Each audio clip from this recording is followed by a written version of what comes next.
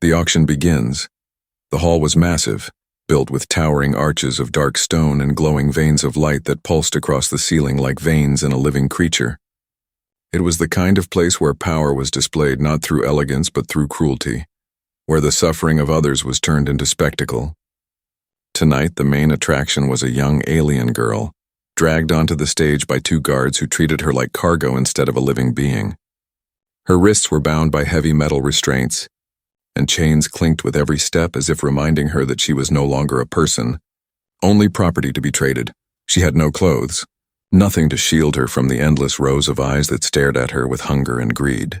Her skin shivered under the bright lamps above the stage, and though she tried to keep her head lifted in defiance, shame pressed down like an invisible weight. The alien crowd jeered and laughed, their voices echoing around the hall like a storm of mockery. Some shouted out cruel jokes about her figure. Others made offers before the auction even began, throwing numbers into the air as if her life was nothing more than a bargain to fight over. The auctioneer was a tall insectoid creature with clicking mandibles and a voice that carried sharp across the chamber. He raised his clawed hands and announced that the girl was rare, beautiful, and untamed, the last of a noble line from a once great house that had fallen to ruin. The crowd roared with delight, eager to claim the prize that symbolized both beauty and humiliation. For many of them, buying her was not just ownership, it was a way to show dominance over a fallen rival species. The girl's eyes scanned the sea of faces, and every glance she caught made her feel smaller and more helpless. She tried to retreat into herself, remembering her family's home before it was burned, remembering the songs her mother used to sing, anything to keep her mind from breaking under the humiliation of standing exposed before so many. Her lips trembled as the auctioneer shouted the starting price and hands shot up across the hall, each alien voice adding to the storm of bids. As the numbers climbed higher, the girl's hope sank lower. Every voice was eager, every laugh was cruel, and she knew whichever creature bought her would not see her as more than a possession. She shut her eyes, tears burning at the corners, and prayed silently for it to end quickly. That was when she heard a sound she had not expected. It was not loud, but it cut through the chaos with strange weight. A human voice, steady and calm, spoke a number that silenced the hall. The crowd turned as one, eyes snapping toward the figure at the back. He was tall by human standards, wrapped in a plain coat with no sigils or marks of wealth. Yet there was something about him that carried a different kind of authority. He did not flinch under the stares of hundreds of aliens, nor did he look at the girl with greed or cruelty. His gaze was steady, protective even, as if he had already decided that no one else would take her. The auctioneer froze, mandibles clicking nervously. He tried to laugh it off, mocking the human for daring to bid in such a hall. He reminded the crowd that humans were newcomers to the galactic markets, fragile creatures from a world barely known, and he urged the others to outbid quickly. Voices rose again, throwing higher numbers into the air, but the human only repeated his bid, louder this time, his eyes never leaving the girl. The crowd's amusement turned to discomfort. They could not understand why a human would dare to claim what was meant for their games. Some hissed and spat, others shouted insults, but none could erase the strange power of that calm voice. Even the girl, trembling on the stage, opened her eyes and stared at him. For the first time that night, she saw someone who did not look at her as a trophy. He looked at her as if she mattered.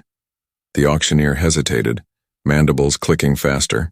The bidding had stalled, and though the crowd grumbled, none dared challenge the human again.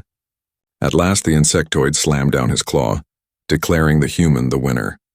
Anger rippled through the hall, curses and shouts filling the air, but the human walked forward with quiet steps. He did not gloat, did not sneer at the crowd.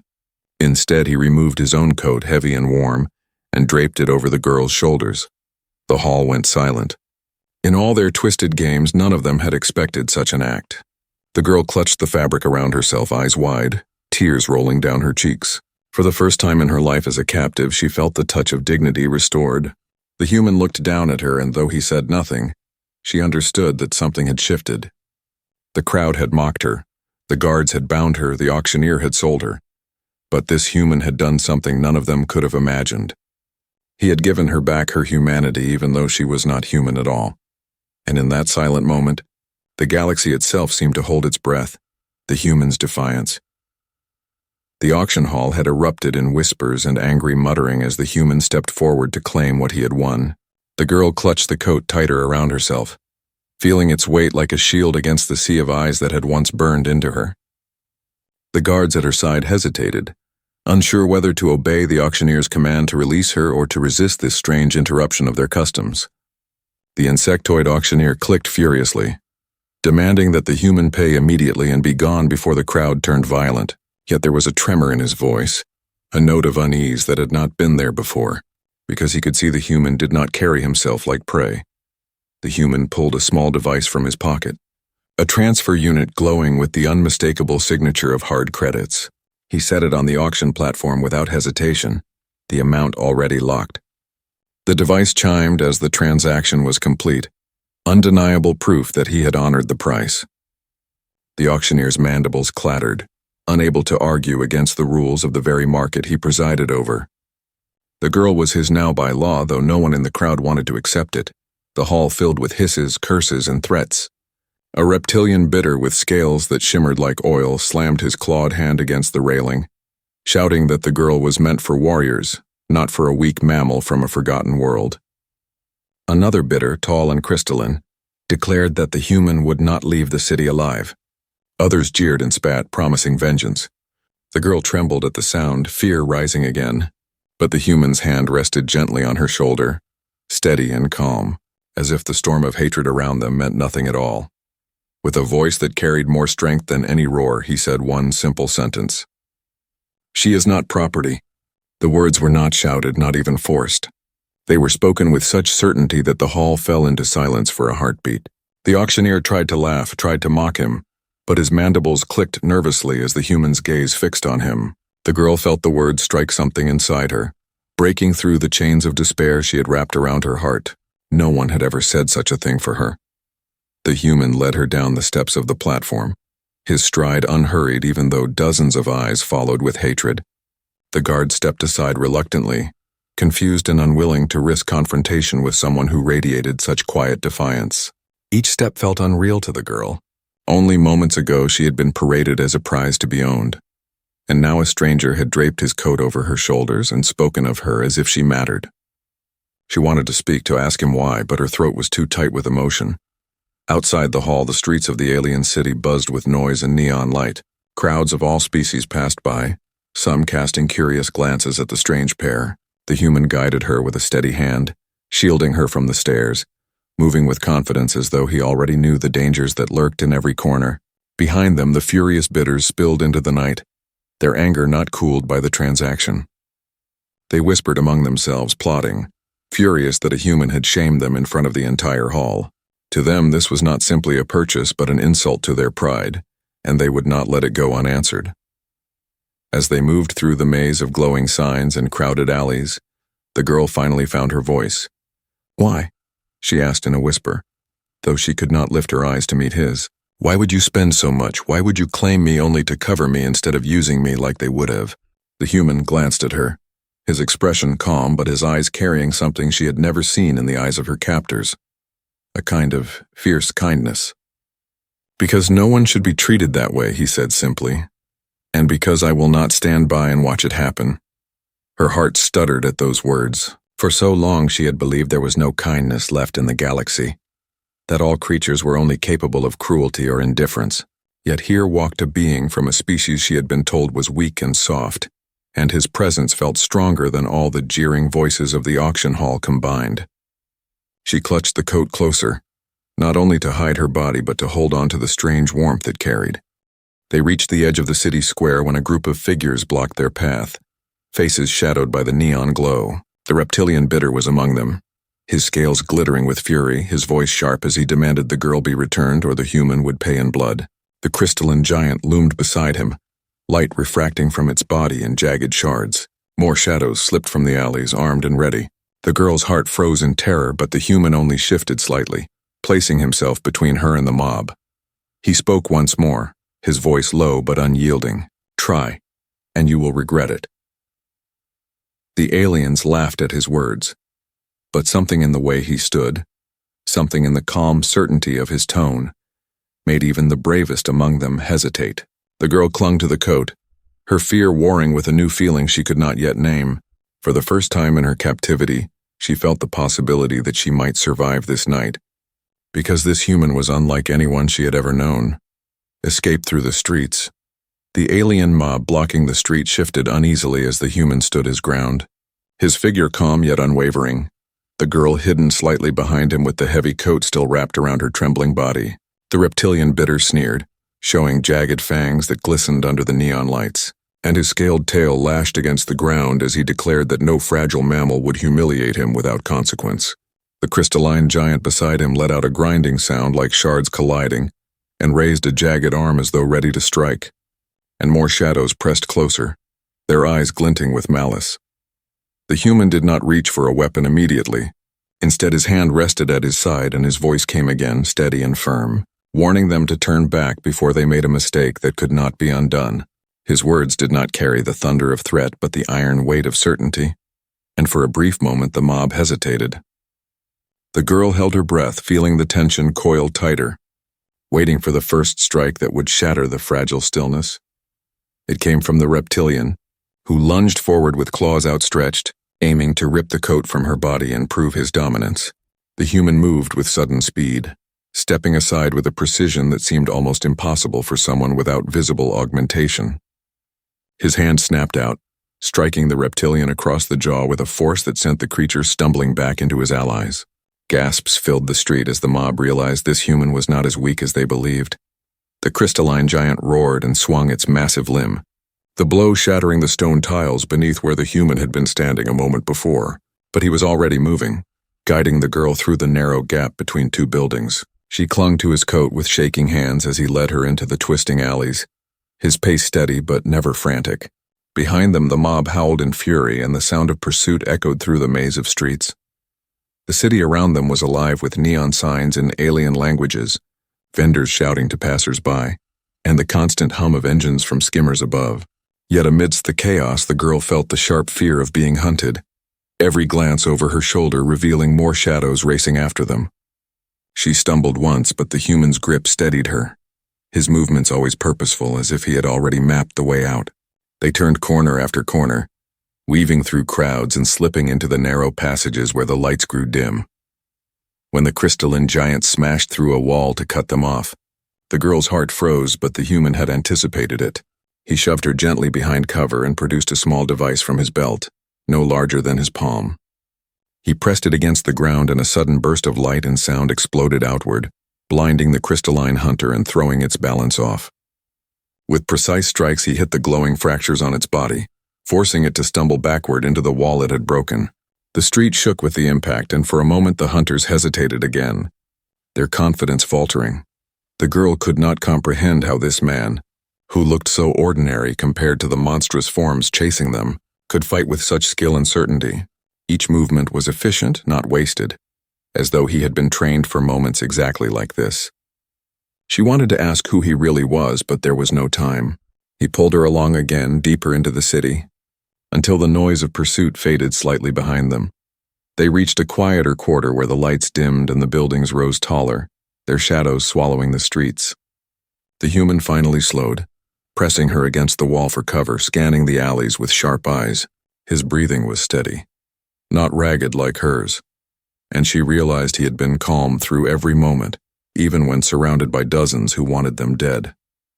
She whispered through trembling lips, asking again why he risked so much for her when he could have walked away. But he only said that no one should be left in chains while he still breathed. Her heart ached at those words, a strange mixture of gratitude and confusion swelling within her. For the first time in years, she felt something that had been buried by despair, a fragile spark of hope. She pressed the coat closer, not only for warmth but for the memory of the moment he had placed it on her shoulders in front of all those who mocked her. The sound of boots and claws echoed again, closing in from multiple directions, and the human's eyes narrowed. He pulled her into a side passage, guiding her toward a set of hidden doors that led beneath the city. She realized then that he was not only strong but prepared, as though he had known he would be hunted from the moment he placed his bid. The doors shut behind them with a metallic thud, sealing out the night, and they descended into darkness where only the faint glow of his device lit the path. For the girl, the escape was not just from the mob outside, but from the endless humiliation she had endured. With each step she felt the weight of her chains loosening, not from her wrists but from her spirit, and though fear still lingered, she began to believe that survival was possible as long as this human walked beside her. Secrets revealed. The hidden passage beneath the city stretched long and narrow, its walls damp with condensation and lined with pipes that hummed faintly with the flow of energy. The human's small device glowed faintly in his hand, casting enough light for them to see but not enough to draw attention. The girl walked beside him, her bare feet padding softly against the cold metal floor, the heavy coat wrapped tightly around her shoulders. Every step away from the marketplace felt like a step away from death, yet the fear still lingered, pressing against her chest like a weight she could not shake. When at last they reached a small chamber hidden deep within the tunnels, the human paused. He examined the corners, checked the ceiling, and pressed a sequence on the wall that sealed the door behind them with a quiet hiss. Only when he was certain of their safety did he sit down on a crate, his expression calm as always. The girl hesitated near the center of the chamber, clutching the coat with trembling hands, unsure if she should sit, unsure if she should even speak. Silence stretched between them, filled only by the distant hum of the pipes. Finally, she lowered herself slowly to the ground, the coat slipping slightly as she drew her knees close. Her voice came out in a whisper, weak but steady enough to be heard. She told him that she was not just any captive, that she had once lived in a great house whose banners had flown across entire star systems. Her father had been a noble, her mother a leader, her family respected and feared by rivals. But greed and betrayal had torn it all apart. Their allies had turned against them, their fleets shattered, and she had been taken as a spoil of war. Her voice cracked as she confessed that she had watched her family dragged away in chains, her home burned until only smoke remained. She told him how she had been moved from one set of hands to another, each captor stripping more of her dignity, until she had ended up in the marketplace where she had been displayed like a trinket. Her words faltered when she described the humiliation of being stripped before the crowd, her cheeks wet with tears she had not wanted him to see. But he did not interrupt. He only listened, his eyes fixed on her with the same steady calm he had shown from the beginning, as though every word she spoke mattered deeply. When her story trailed into silence, she expected him to pity her or to dismiss her pain as weakness. But instead he leaned forward slightly, his voice low and steady. He told her that humanity too had known chains, that on their own world there had been times when men and women were sold as if they were nothing more than objects, when empires had thrived on cruelty and countless lives had been broken. He said humanity had not forgotten those scars, that they carried the memory of what it meant to be bound and stripped of dignity. And because they remembered, they swore never to allow it to rise again unchallenged, not if they could stop it. The girl's eyes widened as she listened, surprised by the depth in his words. She had been taught that humans were newcomers to the galaxy, that they were naive, that they had no place among the great powers. Yet the man before her spoke with a weight that seemed carved from history itself. She saw no weakness in him, only a strength born not from cruelty but from endurance. It was a strength she had never known could exist, the kind that came from refusing to bow even after centuries of hardship. Her hands tightened around the coat as she whispered that she did not understand why he had chosen her, why he had risked angering so many powerful species for someone who was nothing more than a lost daughter of a broken house. He answered simply that he had seen enough to know when a wrong was being done, and that if he walked away and let it continue, he would become no better than those who laughed at her suffering. She felt her heart ache at those words, and tears slipped silently down her cheeks again, but this time they did not carry only sorrow. They carried something warmer, a fragile thread of gratitude she had thought she would never feel again. For so long she had believed no one would ever see her as more than a possession. Now here was a human who had covered her when all others had stripped her, who had spoken for her when all others had mocked her. The chamber grew quiet again, but it was no longer the silence of strangers. It was the silence of two souls who understood pain in different ways, yet found a strange connection in the middle of it. The girl leaned her head against the wall, exhausted from the weight of her confession, and though sleep did not come easily, she felt for the first time in years that she was not alone. The human remained alert, his gaze fixed on the sealed door, yet even in his vigilance there was a softness to his posture, as if he had already accepted the burden of keeping her safe. And deep within the tunnels of the alien city, where no light of stars could reach, a spark of something new began to take shape between them. The council intervenes. The girl slept lightly in the corner of the chamber, her breaths uneven but calmer than they had been when she first arrived. The human sat nearby with his back against the wall, his eyes never fully closing even as hours slipped away. He knew the mob outside had not given up. They were driven not only by the loss of credits but by the humiliation of being defied in front of so many witnesses. Yet even he could not have expected how quickly the matter had grown beyond the streets of the city. Far above in the orbiting station, word of the auction spread like fire. The council chamber was already filled with angry voices from different species, each one arguing that the humans' actions threatened the order they had maintained for centuries. Some called for immediate retaliation. Others demanded that the girl be returned to the auction house as was the custom, while a few argued nervously that provoking humans might be unwise. But those voices were drowned out by the roar of outrage from those who felt their authority slipping away. The presiding speaker, a being with luminous skin and eyes that glowed like stars, struck the chamber floor with a staff to quiet the arguments. He declared that the human had violated sacred tradition by interfering with an auction sanctioned by the council itself. He claimed that such defiance could not be tolerated, or the delicate balance of trade and power would crumble. At his words, the assembly thundered with agreement. The decision was made swiftly. A message would be sent to the human demanding he surrender the girl, and if he refused, consequences would follow. Back in the hidden chamber, the human was already aware of the growing storm. His small communicator buzzed with encrypted messages from his own people. Humanity had heard of his act, and though they were far from this city, their ships were already stirring in distant sectors. The girl awoke to find him staring at the device, his expression calm but his jaw set with the weight of decision. She asked quietly what was wrong, and he told her that the council had taken notice that they would not let her freedom go unchallenged. Her heart clenched with fear. She had hoped her rescue would remain hidden, that perhaps they could slip away unnoticed, but she realized now that the act in the auction hall had been too public. Too many eyes had seen it, and too many whispers had carried it beyond the walls of the city. She began to tremble again, certain that he would regret his choice and abandon her now that the entire council was involved. But when she looked into his eyes, she found no hesitation. He told her plainly that he had no intention of returning her, not to the council, not to anyone. Hours later, the council's envoys arrived in the city. Their transport ships glided down with banners unfurled, their presence alone enough to make the local crowd scatter. The envoys marched through the streets in ceremonial armor, their voices echoing with authority as they demanded that the human come forward. They offered him a chance to return the girl peacefully, promising he would be spared punishment if he complied. The threat beneath the words was clear. The girl clutched his arm tightly, her eyes filled with terror as the voices outside grew louder. The human stepped into the light of the alley, his figure calm and unshaken. The envoys sneered at him, their faces carved with disdain, and repeated their demand. He looked at them without flinching, and answered that she was not theirs to claim, that she was no longer property, and that no council had the right to decide the worth of a living being. The crowd that had gathered held its breath at his defiance. Never before had anyone spoken such words to the council without fear. The envoys raised their weapons, declaring that by the authority of the council he would be taken by force. But before they could act, the sky above the city rumbled. Engines roared as human ships broke from faster-than-light travel and appeared in the upper atmosphere.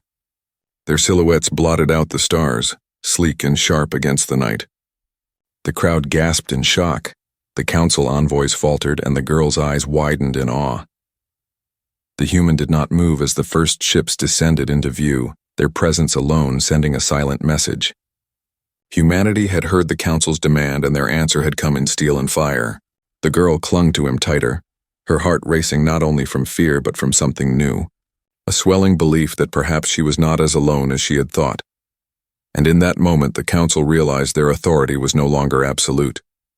Humanity's warning. The sky above the city glowed with fire as the human fleet took position, dozens of ships descending in perfect formation, their hulls gleaming with the cold light of engines built not for show but for war. The streets below were thrown into chaos as citizens and merchants ran for cover, their voices filled with fear as they recognized that these were not the fragile vessels of a minor world, but war machines forged with a precision that defied their expectations. The council envoys froze where they stood, their confidence cracking as they stared upward at the sheer scale of power now looming above them. The girl held her breath, her wide eyes reflecting the shining lines of the ships. She had lived her whole life among the old empires of the galaxy, had seen fleets of nobles and conquerors boast of their strength, but nothing compared to the quiet menace of the human ships.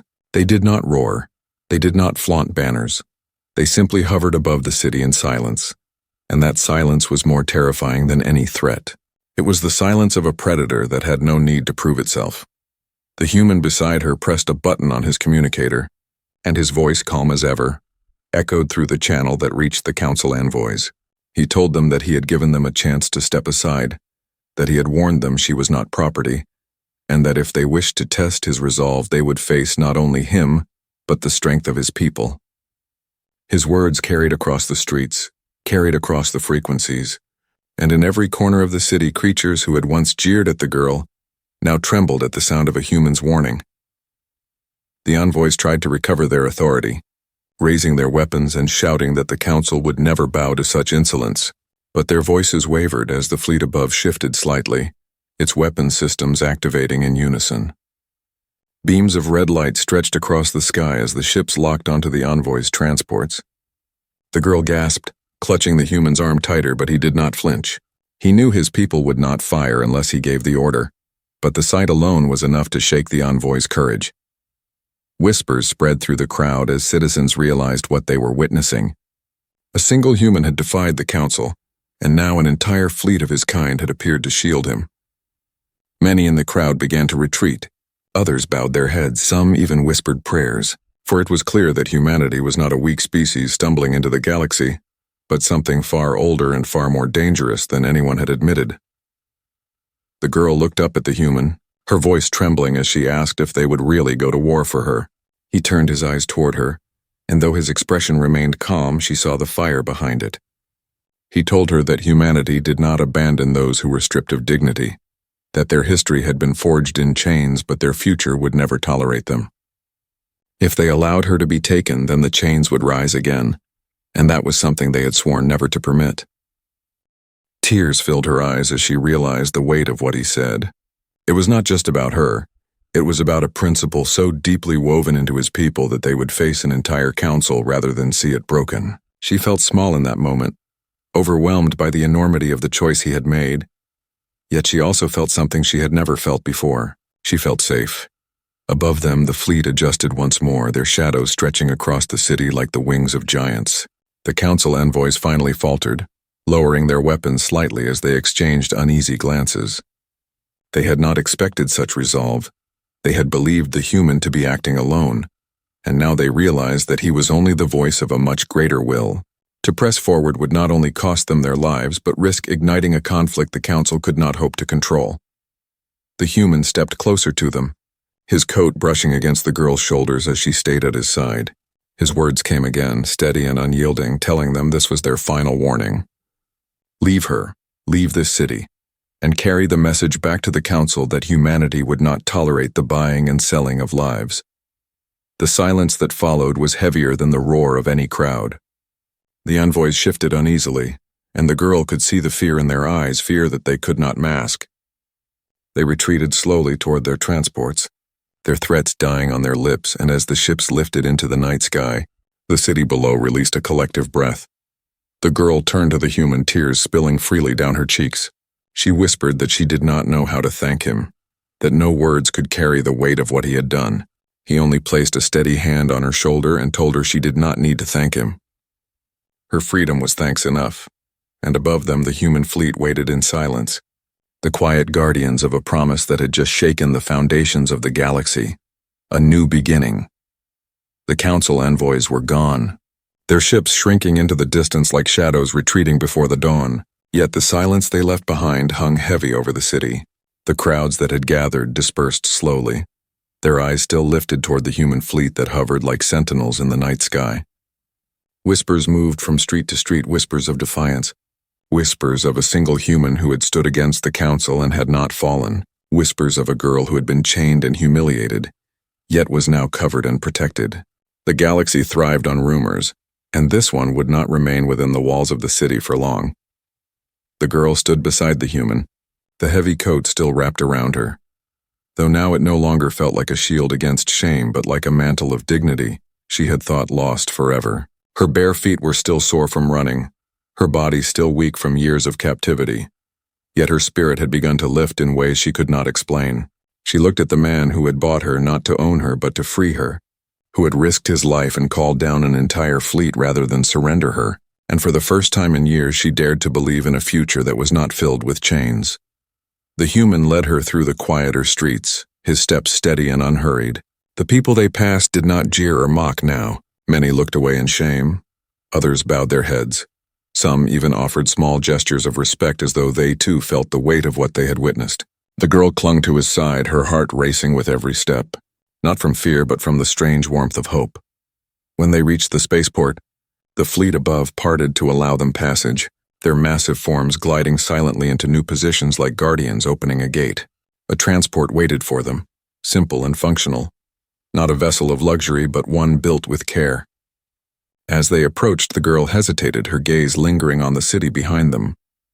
It had been the place of her greatest humiliation, but it had also become the place where everything had changed. She whispered that she was afraid of what would come next, afraid that the council would not stop, afraid that she would bring danger to him and his people. The human looked at her with calm eyes, the same eyes that had never wavered even in the face of a mob or the threats of the council. He told her that danger was the cost of standing against cruelty, that humanity had always borne that cost, and that she was not a burden but a reminder of why they fought. His words settled into her heart like fire, burning away the last fragments of despair that clung to her soul. On board the transport, she was given clothes for the first time in years, simple but warm, and food that filled her with both strength and tears. Every bite tasted of freedom. Every stitch of cloth reminded her she was no longer a prize to be displayed. She sat quietly, staring out the viewport as the ship lifted into the sky, watching the city shrink beneath them. When the fleet surrounded them and the stars opened ahead, she felt a strange peace settle over her, as though the universe itself had widened. The human sat across from her, his posture relaxed now, though his eyes still carried the watchfulness of one who bore responsibility. She asked softly what would happen next. What would become of her in a galaxy where the council surely still thirsted for vengeance? He answered with quiet certainty that she was free to choose, that her life belonged to her again, and that no one, not even he, had the right to decide her path. Her throat tightened at those words.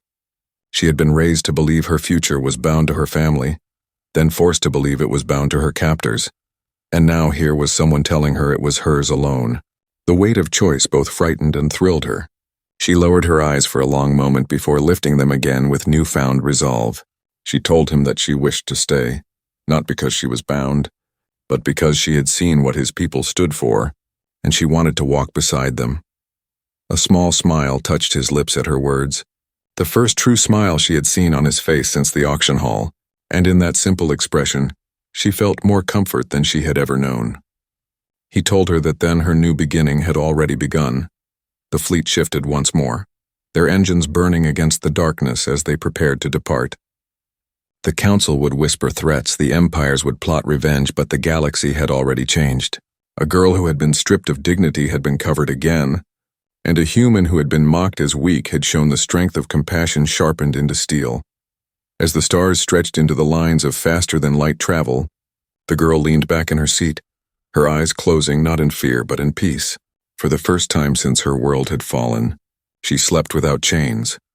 And thus began the legend of the day one human defied the galaxy and won, not with conquest, but with the simple act of covering the humiliated and declaring her free.